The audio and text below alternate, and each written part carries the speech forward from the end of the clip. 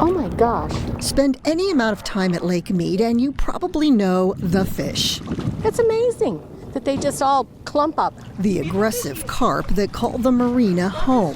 For Washington State visitor Vicki White Marsh, just one example of what makes this area unique. Right now at home it's 56 degrees and raining. But long before the lake was formed by Hoover Dam, something else ruled the land. Three little claws here, where something dug into the mud and then kind of pulled its foot out. Kind of a shallow little pad of the teal. Creatures that left their footprints embedded in the mud 240 million years ago, making them the oldest land tracks ever found in Nevada. These things range anywhere in size based upon the tracks. They could have been maybe 1.5 feet long, anywhere up to maybe 5 or 6 feet long. Dr. Joshua Bondi is curator of paleontology at the Las Vegas Natural History Museum. It gives us a great picture of what's going on geographically in our state during this period of time. So yeah, we're right on the coast here. You go up to Tonopah, you're in the middle of the ocean. The tracks were found out by the lake last summer. Now they're being studied inside a lab at the museum. A crocodile-like animal that lived millions of years before the mighty T-Rex. This is a little teeny tiny one. You can see 4 little claws. The footprints' age pinned down through science. Based upon geologists who have mapped the area previously, so comparing those to rocks in southern Utah, northern Arizona, where they're a little bit better understood compared to the complex rocks that are here in southern Nevada, we can correlate those, a couple hundred miles this way, and we know that they're about 240 million.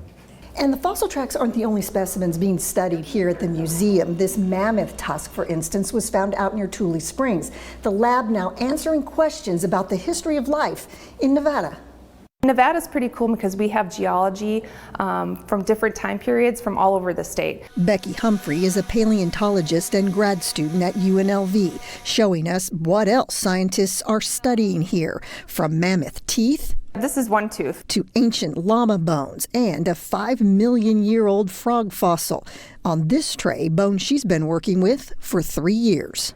This is a duck-billed dinosaur or a hadrosaur from the Valley of Fire State Park. This is most likely a new species that we'll be naming here at the museum. As for the tracks, they will eventually be returned to the care of the National Park Service. And Public Affairs Specialist Chelsea Kennedy reminds lake visitors it is illegal to remove fossils you might find on your own. Leave it where it is. Take a picture of it, mark it with your phone, and bring that back to the park rangers and let us know where you found that so that we can mark that resource. A simple walk that became a priceless discovery in a place that looks nothing like it did. We can see where things are kind of swampy, then they dry out. Things are kind of swampy, then they dry out. Who would think there to be a fossil? You've heard about them in the Midwest and down in Mexico, but up here, I didn't. I had no idea. And those fish of today? Pretty common now, but in another 200 million years, just maybe the next great fossilized find. Denise Rosh, News 3. Absolutely fascinating. So if you'd like to see those footprints up close, you are able to visit the lab at the Natural History Museum. It's the only lab of its kind.